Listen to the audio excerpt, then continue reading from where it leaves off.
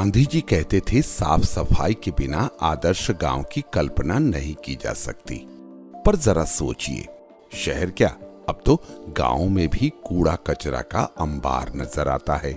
लोहिया स्वच्छ बिहार अभियान प्रथम चरण अंतर्गत संचालित जन जागरूकता अभियान और जन भागीदारी के कारण समुदाय में शौचालय का निर्माण कराने और उसके नियमित उपयोग करने की जन चेतना का संचार हुआ।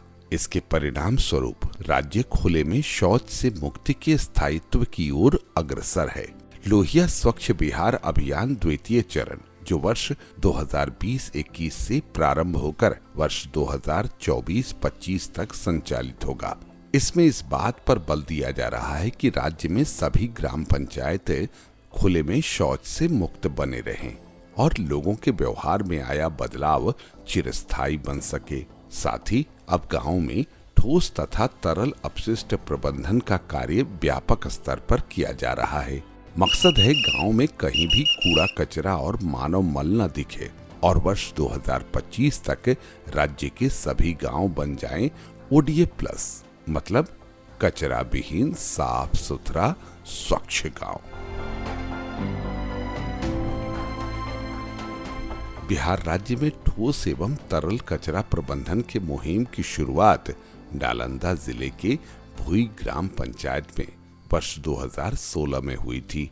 यह श्री सी श्रीनिवासन के वेल्लोर मॉडल पर आधारित बिहार का पहला पायलट प्रोजेक्ट था। वर्ष 2020 के शुरुआती माह तक 48 ग्राम पंचायतों में अपशिष्ट प्रबंधन का विस्तार किया गया। वर्ष 2025 तक चरणबद्ध तरीके से राज्य के सभी ग्राम पंचायतों में से लागू किया जाएगा। निर्धारित लक्ष्य की प्राप्ति के लिए लोहिया स्वच्छ बिहार अभियान से जुड़े राज्य, जिला, प्रखंड तथा ग्राम पंचायत स्तर तक कर्मियों, स्वच्छाग्रहियों, पंचायत राज प्रतिनिधियों, जीविका दीदियों सहित सभी भागीदारों के लिए बड़े पैमाने पर क्षमता वर्धन कराया गया है।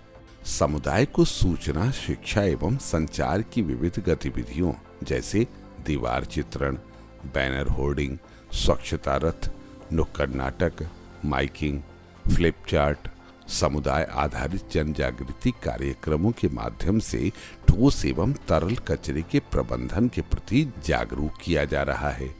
बिहार स्वच्छता संकल्प अंतर्गत वर्ष 2020 के शुरुआती महीनों में राज्य के सभी जिलों में स्वच्छता रथ के माध्यम से समुदाय को अपशिष्ट प्रबंधन के प्रति जागरूक किया गया।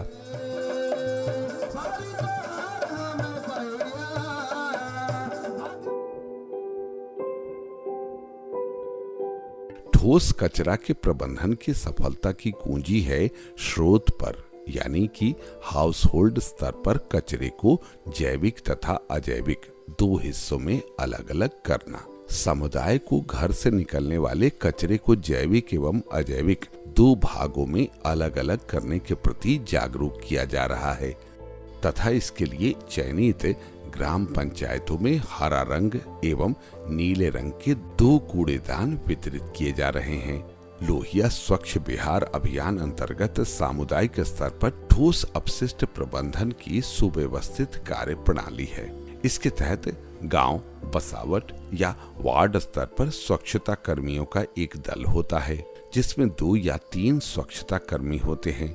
उनके द्वारा पैडल रिक्शा से प्रत्येक घर से ठोस अपशिष्ट का संग्रहण किया जाता है। बाल्टी देते समय बताया, जो ब्लू वाले बाल्टी में सूखा कचरा रखा जाएगा और ये ग्रीन वाले बाल्टी में गीला कचरा, रसोई का जो कचरा होता है वो रखा जाएगा। उसी तरह हम लोग करते हैं और वो कचरा में डालते हैं। मेरे यहाँ पे बहुत ही कूड़ा कचरा फेंका हुआ था, इसलिए हम बहुत बीमार पड़ते। स्कूल जब जाते थे तो नाक बंद करके जाना पड़ता था, पर अब ऐसा नहीं हो रहा है क्योंकि हमारे पास 2 कचरे के डब्बे आ गए, जिसमें इसमें किचन का कचरा डाला जाता है और इसमें सूखा कचरा, जिससे हम लोग बहुत अच्छे से जा सकते हैं स्कूल और बिना नाक बंद करे। स्वच्छता कर्मी रिक्शा से घरों से कचरा लेकर वार्ड या गांव स्तर पर बने अपशिष्ट संग्रह केंद्र पर ले जाते हैं। वहां कचरे की जैविक और अजैविक भाग में छंटाई होती है।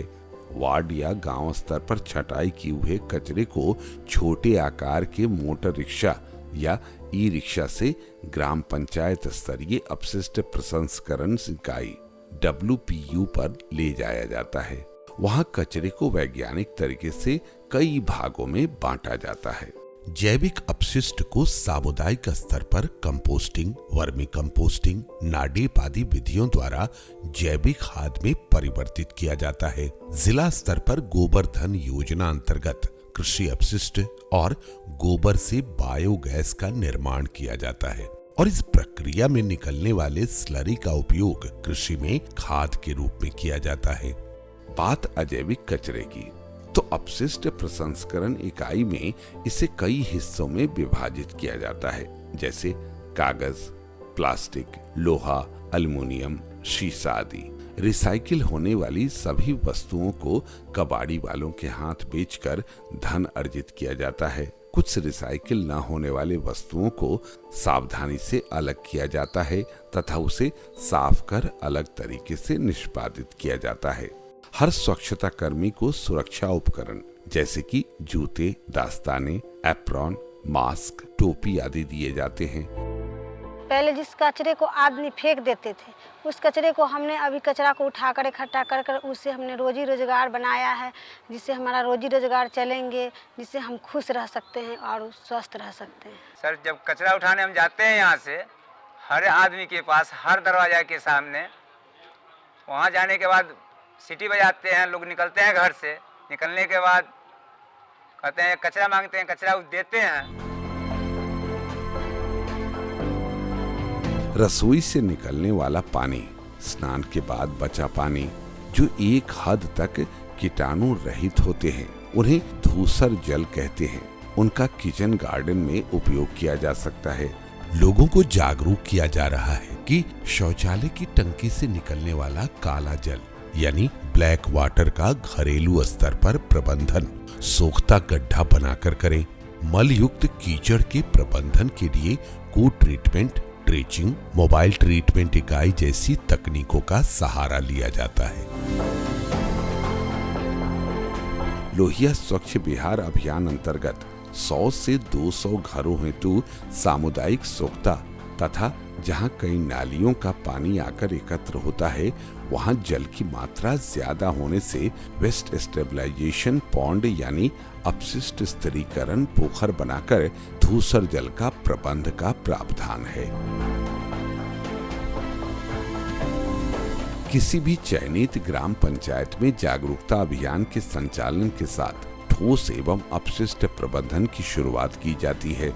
इसके बाद ग्राम पंचायत अंतर्गत सभी गांवों के लिए पर्याप्त संख्या में स्वच्छता कर्मियों का चयन किया जाता है और उनका क्षमता वर्धन किया जाता है।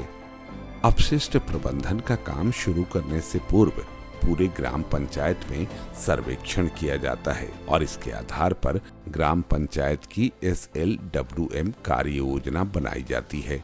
ग्राम सभा बुलाकर इस कार्य योजना का अनुमोदन किया जाता है। अनुमोदित कार्य योजना को जिला जल एवं स्वच्छता समिति द्वारा स्वीकृति प्रदान की जाती है।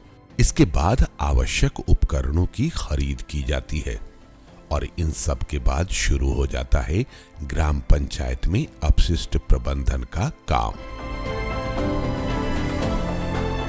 लोहिया स्वच्छ बिहार अभियान अंतर्गत ठोस एवं तरल अपशिष्ट प्रबंधन विकेंद्रीकृत मॉडल के रूप में लागू किया जा रहा है। 15वीं वित्त आयोग अनुदान के टाइड फंड से ग्राम पंचायत द्वारा संसाधन का निर्माण, संचालन तथा अनुरक्षण के कार्य करने का प्रावधान किया गया है। वह दिन दूर नहीं जब राज्य के हर गांव ठोस एवं तरल अपशिष्ट प्रबंधन द्वारा स्वच्छ, सुंदर तथा ODF प्लस बनेंगे। इस लक्ष्य को पूरा करना हम सबकी जिम्मेदारी है। आओ बनाएं स्वच्छ गांव, सुंदर गांव, समृद्ध गांव।